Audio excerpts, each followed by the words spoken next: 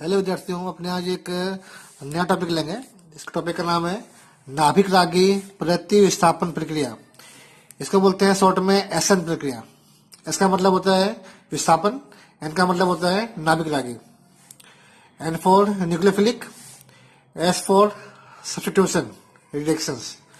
इसमें होता क्या है, समस्या अपने इसके रिडक्शन के बारे में। इसमें होता क्या है, तो मान लो कि आपको एक आल्किल हाइड दिया हुआ है, ये 8 समूह है, इसका सी है, और यहाँ पे हेलो समूह का एक समूह है।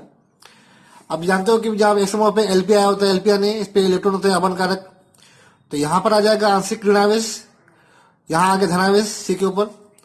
कहने मतलब कि आपका ध्रुवीय बंध है। अब कोई ऐसा प्रक्रियक जिसके पास एनयू, मतलब उसको एनयू बोलते हैं, नाभिक रागी प्रक्रियक, जिसके पास लोन पेयर हो या वह नेगेटिव हो, क्या करेगा वह जो इस जो आपका अभिकारक है उससे बोलेंगे अपने, उसका एक नाम दिया गया है क्रियाधार, जहाँ प्रक्रिया होगी, और जो अटैक कर रहा है कहलाएगा नाभिक रागी। तो क्या करेगा ये एनयू यहाँ अटैक करता है कार्बन पर, और यहाँ पर आकर जब प्रक्रिया पूरी होती है तो एनयू है वह हेलो का विस्थापन कर देगा। ठीक है, इसका मतलब कि क्या आंसर आएगा, यहाँ तो आंसर आएगा आपका जाएगा एस, कार्बन आ गया, तुम्हारा आ जाएगा एनयू यहाँ लग जाएगा, और आपका जो बंद ऐसा बन जाएगा। यानी कि आपको पहले एक्स समूह था, वहां पे एनयू आ गया। अब एनयू का मतलब क्या होगा, एनयू के बहुत अलग अलग मतलब है। जैसे आप बोलो मैं एनयू का मतलब, तो यहाँ पे एनयू के बदले में क्या कर सकते हैं, चाहे ओएच समूह हो, ठीक है, यहाँ पे एलपी होता है या नेगेटिव होता है। आपका अमोनिया हो, ठीक है, यहाँ पे एलपी होता है तो वो अटैक कर सकता है। तो जितने जहाँ पे एलपी हो या एलपी यानी जहाँ इलेक्ट्रॉन अवन कारक हो या नेगेटिव हो, सी नेगेटिव होता है या अटैक कर सकता है। तो यहाँ पे ये प्रक्रिया काम आती है। आपको हेलो से ओच लाना हो, हेलो से आपको अमोनिया लाना हो, आपको सीएन लाना हो, ऐसे ये प्रक्रिया में ये बहुत काम आता है। अब जो ये प्रक्रिया दो टाइप की होती है, एक प्रक्रिया होती है SN1, एक प्रक्रिया होती है SN2। तो जो यहाँ पर SN2 प्रक्रिया है उस पर एग्जाम में बोलते हैं नोट लिखो एग्जाम्पल देकर, और ये एग्जाम में क्वेश्चन 3 मार्क्स में आता है। तो SN2 प्रक्रिया समझाओ 3 मार्क्स में, और समझते इसका जो मेन पॉइंट समझ लेते हैं, बाद में इसकी नोट्स आपको मिल जाएगी PDF रूप में। तो पहले इसका समझ लो इसका बेसिक क्या है।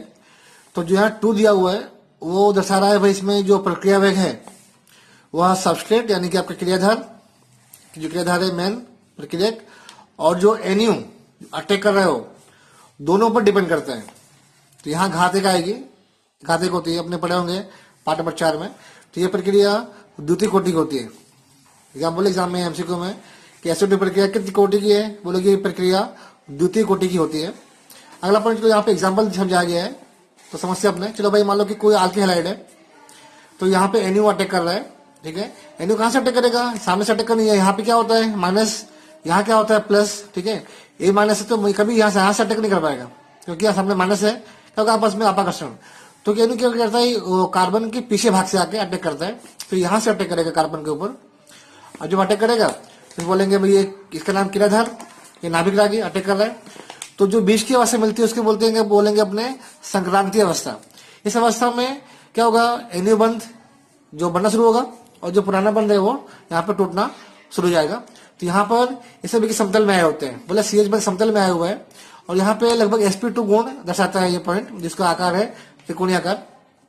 अब क्या होगा, इस अवस्था में कुछ घटना घटती है संतत अवस्था में। तो भाई यहाँ 3 बंध आए हुए हैं, ठीक है, ये समतल में आए हुए हैं, ये बंध हल्का है, ये बंध टूट रहा है। तो बाद में जब कुछ देर बाद में जब ये अवस्था बहुत ही असह्य होती है, तो जो आपका एक्स बाहर निकल जाएगा यहाँ पर, और आपका एनयू जुड़ जाएगा। तो ये घटना कहलाती है प्रतिलोमन। मतलब कि जिसका विन्यास है, जो आपका आल्किल का विन्यास समूह यहाँ पर आया हुआ था, एक समूह ऐसे आए थे, पूरा उल्टा हो गया, ठीक है, समूह इस तरफ आ गया, पूरा सी का जो सारा समूह उल्टे हो गए, तो इसका पूरा विन्यास उल्टा हो गया। घटना कहलाती है प्रतिलोमन, इसे बोलते हैं इन्वर्जन। बोले एग्जाम में 1 नंबर में घटना कहाँ होती है इन्वर्जन की, बोलोगे SN2 प्रक्रिया होती है। अच्छा, तो कुछ मुद्दे लिखे हुए हैं जो अपने मेन पर आपको काम आ गया एमसीक्यू में या थ्योरी में। प्रक्रिया एक स्टेप में होती है, ये कोई बीच में स्टेप नहीं है, एक जो आपका स्टेप नहीं है, खाली बीच में एक अवस्था है। प्रक्रिया एक ही स्टेप होती है, ये बंद बना, ये बंद निकल गया। दूसरा पॉइंट, इसमें कुछ अवस्था में बोलोगे सनातन अवस्था में 2 नए पॉइंट है कि CH बंद समतल में आए होते हैं, नया बंद और पुराना बंद दोनों नेबल आए होते हैं, और इसमें sp2 गुण होता है। अगला पॉइंट, जब एक्स मुक्त होगा तो आपका एनयू जुड़ जाएगा यहाँ पर, और उत्पाद में कैसा मिलता है विन्यास, बोलेंगे प्रतिलोम या बोलेंगे इन्वर्जन विन्यास मिलता है। और लास्ट में जो मेन पॉइंट है, ये प्रक्रिया कहाँ अधिक होती है, तो आपका अगर आपको दिया गया प्राथमिक हेलाइड प्रक्रिया वहां सबसे अधिक होगी, उससे कम द्वितीय हेलाइड में, उससे कम तृतीय कालिक हेलाइड में प्रक्रिया होती है। तो आपका अच्छा एमसीक्यू में आपको एग्जाम दिया रहेगा क्वेश्चन एमसीक्यू रूप में, ये प्रक्रिया कहाँ अधिक होगी, तो यहाँ पर देखिए प्राथमिक हेलाइड में प्रक्रिया अधिक मात्रा में होती है। अब मान लो कि आपको एक एग्जाम्पल दिया हुआ है, ये एग्जाम्पल दिया हुआ है तृतीय हेलाइड का CX है, यहाँ समूह लगा हुआ है, 3 बन लगे हुए हैं, यहाँ पे 8 समूह लगे हुए हैं। तो कैसा हेलाइड हुआ, ये हेलाइड बोलोगे तृतीय हेलाइड है, या बोलोगे कि टर्सरी हेलाइड है। यहाँ मुझे अटैक करना हो इन्हों को, तो यहाँ से अटैक कर नहीं पाएगा क्योंकि ए भी नेगेटिव है, ए भी नेगेटिव है, अटैक कर नहीं पाएगा। मान लो यहाँ पे अटैक करने आ रहा है, तो यहाँ पे क्या बड़े समूह आए हुए हैं, जैसे यहाँ बनाया मैंने यहाँ पे इसके बारे में, जब यहाँ CX है, ये CH3 हो गया, पूरा CH3 हो गया, ये इथाइल समूह हो गया, तो ये CH3 CH2 हो गया, ठीक है, ये आपका ये मिथाइल समूह हो गया CH3। अब जब यानी यहाँ से आके अटैक कर रहा है, इसको यहाँ पे जगह नहीं मिल रही है अटैक करने के लिए, पूरा पैक है, ठीक है, क्योंकि यहाँ पे इतनी अधिक घनता हो गई है बड़े समूहों की कि यहाँ पर प्रक्रिया नहीं हो पा रही। तो यहाँ पर इस दौरान यहाँ पे अटैक नहीं कर पाएगा, तो जो आपकी SN2 प्रक्रिया पॉसिबल नहीं हो पा रही है। तो जहाँ पे SN2 प्रक्रिया ना हो पावे, वहां पे कौन सी प्रक्रिया, SN1 प्रक्रिया संभव होती है। तो अपने देखते हैं भाई ये प्रक्रिया का कौन से मेन पॉइंट्स है, ये पर कब होती है प्रक्रिया, तो पहला इसका यही मेन पॉइंट हो गया, प्रक्रिया कहाँ होगी, जहाँ तृतीयक दिया हो वहां पहले होगी, सेकेंडरी कम होगी और प्राइमरी पे तो और कम होगी। यहाँ पे कौन सी प्रक्रिया होती है, SN2 प्रक्रिया होती है, और यहाँ पे तृतीयक में SN1 प्रक्रिया होगी। तो एग्जाम बोलेगा नोट लिखो एग्जाम में, तो आपको आना चाहिए, एग्जाम में क्वेश्चन पूछते हैं नोट लिखो, तो 3 मार्क्स में आपका आएगा क्वेश्चन है, समझाओ। उसका पहला मेन पॉइंट है, जो प्रक्रिया है कि जहां 1 दिया, 1 क्या है, जो प्रक्रिया को बराबर होगा K×S, ऐसा मतलब होता है क्रियाधार सबस्ट्रेट, यानी जो मूल प्रक्रिया है, यानी ये जो इसको अपने बोलेंगे S, इसको बोलेंगे अपने NU। तो यहाँ पर प्रक्रिया NU पर डिपेंड नहीं कर रही है, खाली S पर डिपेंड कर रही है।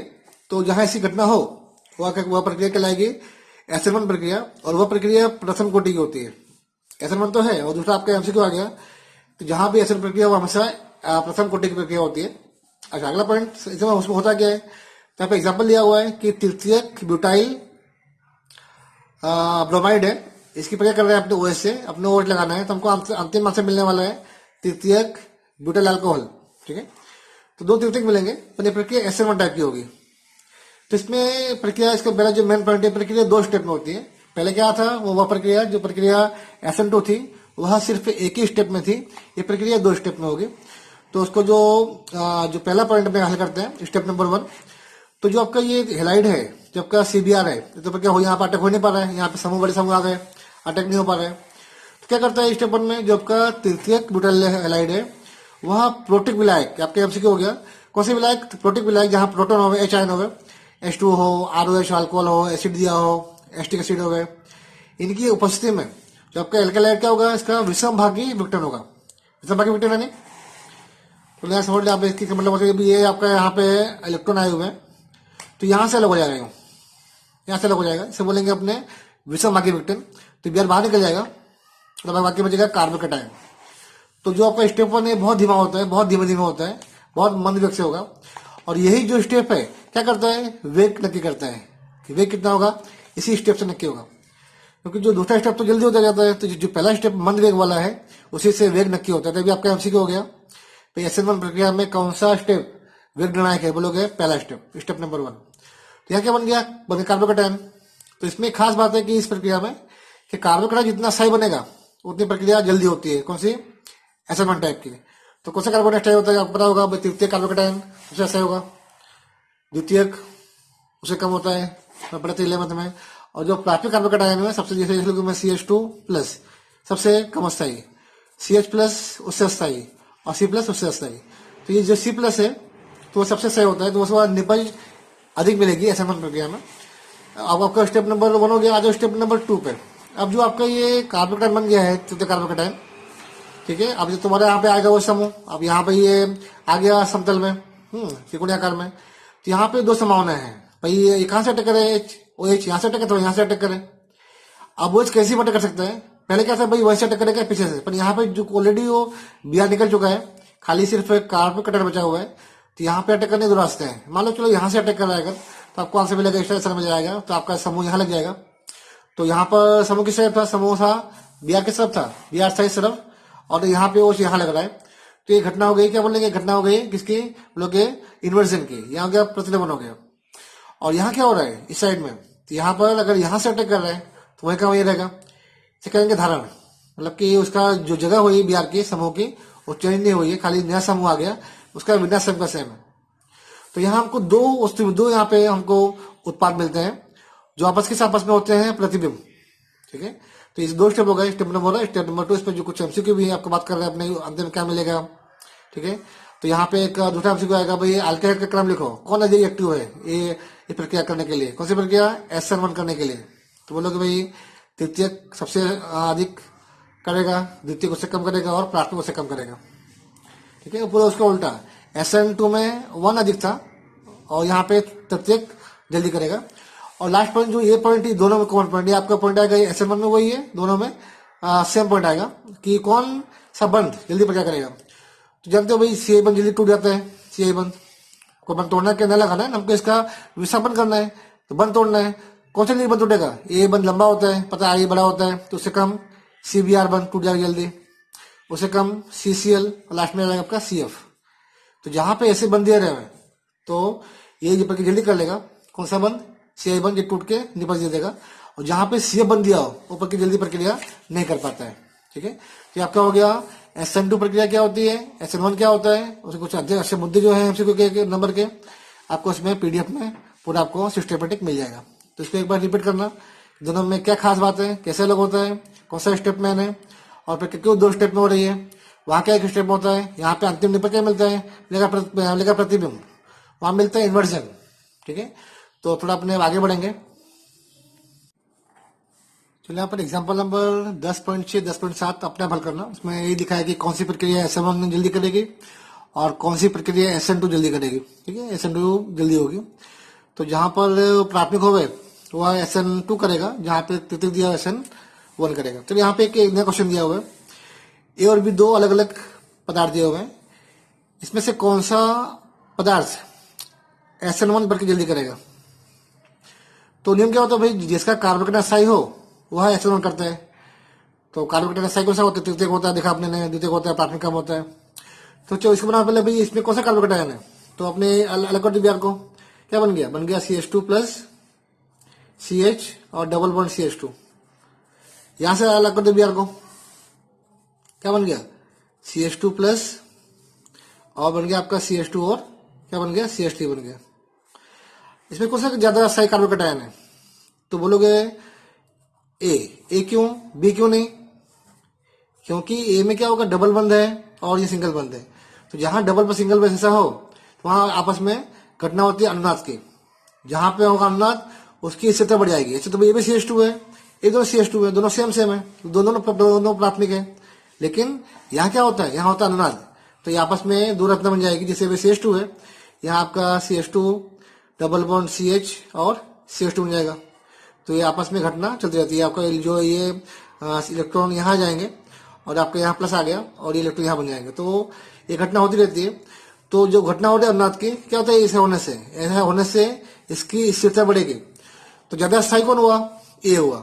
तो जो A वाला है वो A क्या करेगा, A करेगा SN1 पर के जल्दी करेगा, ठीक है, तुलना में B के। अब कैसा आंसर आ गया। तो ये क्वेश्चन ऐसे क्वेश्चन आपको आएंगे MCQ में बना के, तो खास करके 10.6 10 पॉइंट करना। और स्वाध्याय में काफी सारे सवाल दिए हैं इसके बेस पे कि कौन सी प्रक्रिया SN1 टाइप की होगी और कौन सी प्रक्रिया SN2 टाइप की होगी। तो सिंपल सा नियम है, तो तृतीयक हो तो SN1, प्राथमिक हो तो SN2। चलिए एग्जाम में लिख के आओ भाई कि कुछ पद समझाओ, कुछ पद दिए हुए हैं। समतल ध्रुवीय प्रकाश, इसको बोलते हैं PPL, इसका मतलब होता है प्लेन, पीछे होगा पोलराइज लाइट, क्या होती है। सेकंड पॉइंट है ध्रुवण घूर्णक यौगिक, किसे कहते हैं। और थर्ड पॉइंट है कि प्रकाश से समय अवयव कैसे नक्की करते हैं, कैसे इसको हल करेंगे अपने, कैसे ऑप्शन दिया हो कौन सा प्रकाश घटक है, कौन सा ऑप्शन आएगा, तो कैसे चेक करेंगे उसके बारे में। पहला पॉइंट है अपना PPL, यानी कि समतल ध्रुवीय प्रकाश क्या होता है। मान लो कि कोई बल्ब जल रहा है, ठीक है, कोई बल्ब मान लो जल रहा है इस टाइप से, क्या होगा, बल्ब में जो रोशनी आएगी वो कहलाएगा आपका कि यह सामान्य प्रकाश है, ठीक है। इसका मतलब कि जो उसके किरणें होंगी, तरंग होंगे, वह हर दिशा गति करेंगे। यहाँ गति यहाँ कर रहे हैं दिशा में, कोई यूं गति कर रहा है, ठीक है, यूं गति कर रहा है, कोई यूं गति कर रहा है, यानी कि रोशनी हर जगह जाएगी। अगर मैं काम करूं कि इस प्रकाश को ले जाऊं, एक होता है, बोलते हैं पोलराइजर, बोलते हैं उसको पोलराइजर। तो पोलराइजर, निकोल प्रिज्म, टूरमेलिन, यहां से अगर ये प्रकाश पास हो रहा है तो क्या होगा, पास होने के बाद में वह बन जाएगा समतल ध्रुवीभूत, यानी कि जो तरंगे हैं सिर्फ एक ही तल में कंपन करेंगे। जो यहाँ पर तरंगे अलग अलग दिशा में गति कर रही थी, वे सिर्फ एक ही तल में कंपन करेंगे।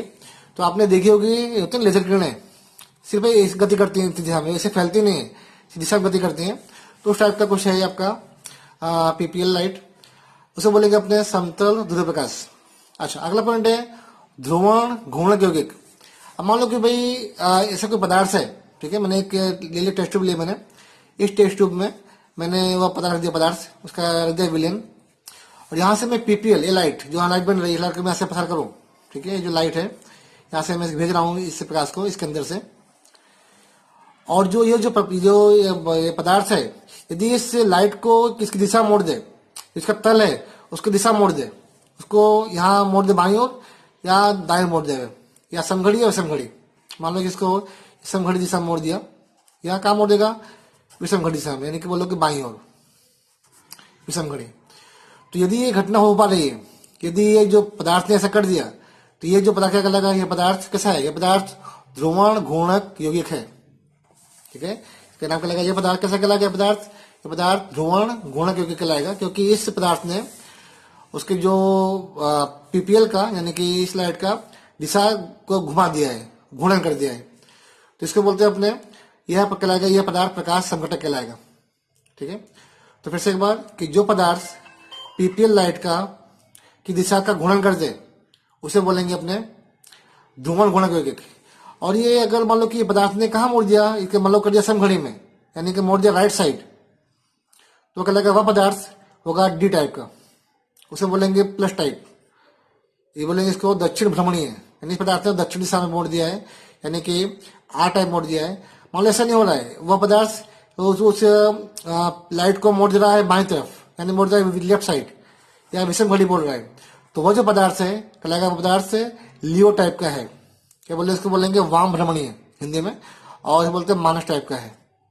तो ये दो हो गए समटक हो गया आपका, ये बाकी थे समटक, प्रकाश समटक कैसे कहते हैं।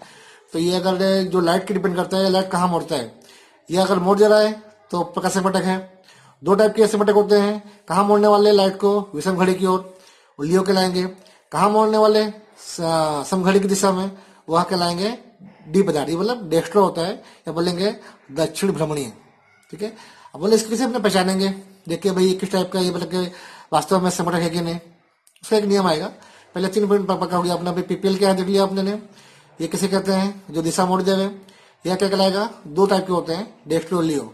अगर दिशा मोड़ने वाला कहाँ मोड़ रहा है, लेफ्ट साइड या विषम घड़ी, तो वह माइनस कहलाएगा। और वह पदार्थ दिशा मोड़ रहा है समघड़ी की ओर, तो वह क्या कहलाएगा, पदार्थ कहलाएगा, वह पदार्थ डेक्स्ट्रो है, और ये पदार्थ वहां मोड़ा तो लियो है। अब यदि आपके पहचानना हो कि पदार्थ प्रकाश समटक है कि नहीं, इसकी दो शर्तें होती हैं। तो प्रकाश समटक की दो शर्तें, शर्त नंबर 1, वह जो पदार्थ में असम्मित कार्बन होना चाहिए। और नंबर 2 होता है कि वह उसमें एक शब्द है किरालिटी का गुण होना चाहिए। समझते हैं होता क्या है असम्मित और किराल। पहला है असम्मित कार्बन, इसका मतलब होता है कि ऐसा पदार्थ जिसमें ऐसा कार्बन आया हुआ हो जहां पर उसके सभी समूह अलग अलग लगे हुए हों। चलो मान लो यहाँ लगा हुआ है CH3, यहाँ लगा हुआ है Cl, यहाँ लगा हुआ है CH2 CH3, ठीक है, यहाँ लगा हुआ H, यहाँ किसका कार्बन हुआ, यहाँ सब समूह अलग लगे हुए हैं, Cl समूह अलग है, इथाइल है, मिथाइल है, H है। जहां पर ऐसी घटना घटे तो वह कहलाएगा, वह कैसा कार्बन हो गया, कार्बन हो गया असम्मित, यानी कि असमान अणु जुड़े हुए हैं, तो वह अणु कहलाएगा, यह अणु असम्मित है। दूसरा पॉइंट, इसका किराल क्या होता है, इसका मतलब होता है भाई कि कोई ऐसा पदार्थ, ठीक है, जैसे मान लो कि कोई अक्षर लिख रहा हूं, अक्षर ए है, मान लो यहाँ पे कांच रखा गया है, किस तरह से बनेगा प्रतिबिंब, ए बनेगा प्रतिबिंब। क्या तो उठा के इसको अगर इसके ऊपर रखे अपने, तो यह पूरा सेम ही आ रहा है, यानी कि बोलेंगे यह पदार्थ, इसका प्रतिबिंब मूल पदार्थ पर अध्यारोपित हो रहा है। जैसे ओ दिया गया है, इसका सेम बनेगा प्रतिबिंब, ए भी अध्यारोपित हो रहा है। तो जो पदार्थ का प्रतिबिंब अपने मूल पदार्थ पर अध्यारोपित हो जाए, उसे कहेंगे अकिराल। ठीक है, दोनों अकिराल है। लेकिन उल्टा बोलो, जैसे भाई आपको दिया हो सी दिया हो, ठीक है, अक्षर सी है, इसका ऐसा बनेगा प्रतिबिंब, इसके ऊपर उठा कर रखो, ऐसा बन जाएगा। सेम नहीं आ रहा है। चलो आपको यहाँ पे, चलो भाई आपको यहाँ पर डी दिया हुआ है, डी भी उल्टा बनेगा, यहाँ अध्यारोपित नहीं होगा।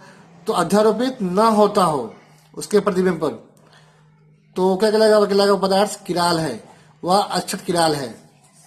ठीक है, तो देखो यहाँ जैसे बताओ ये किराल है कि नहीं। ये यहाँ जो बनाया मैंने ये पदार्थ, देखो मान लो कि यहाँ पे कोई तो कांच हो गया है, या आगे मिरर हो गया है, इसका उल्टा से बनेगा। कांच में सी आ रहेगा, सीएल उल्टा जाएगा, सीएल यहाँ पे आ गया और सी वहां चला गया।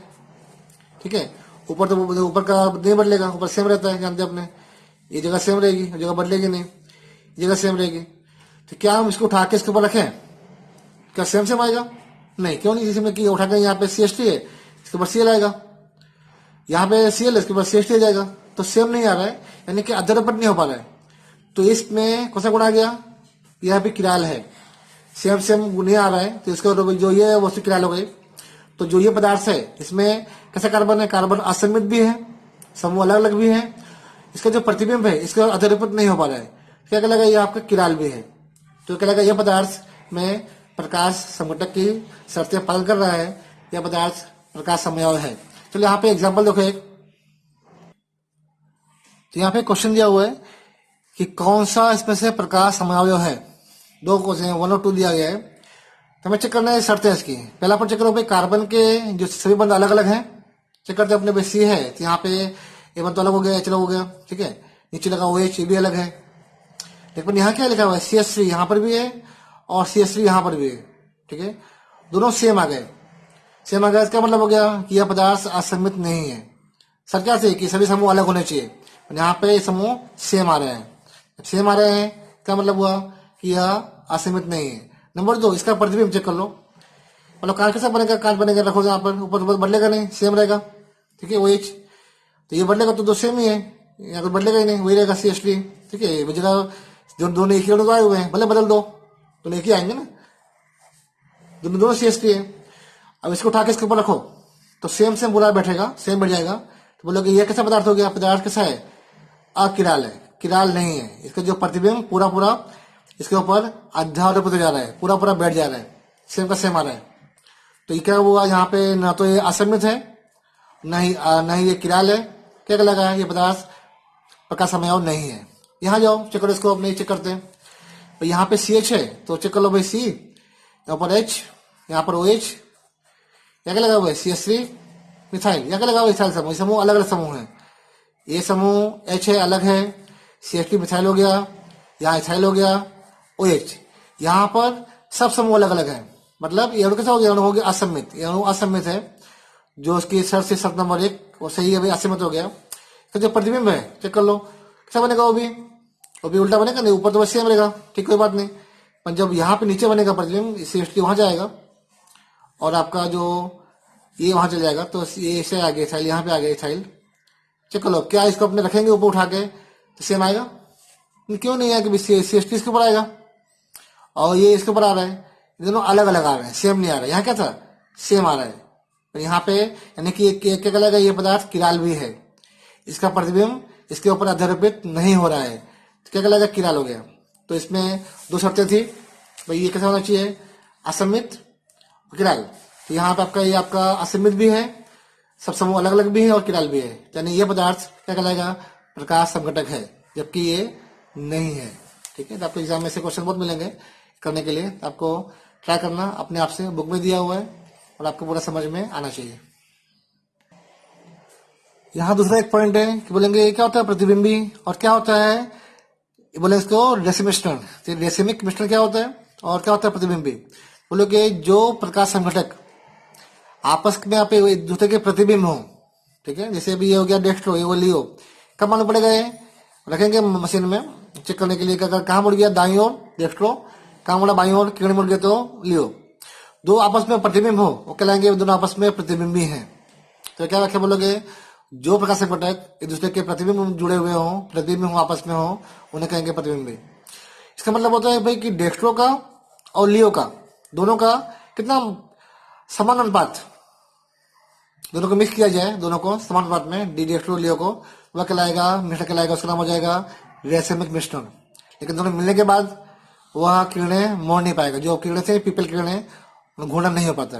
तो ये कहलाएंगे, ये मिश्रण जो है, डेक्स्ट्रो भी आ गया, लियो भी आ गया, दोनों आ गए, दोनों आपस में आकर इलेक्ट्रॉन को नष्ट कर देंगे, तो यह पदार्थ प्रकाश संघटक नहीं कहलाता।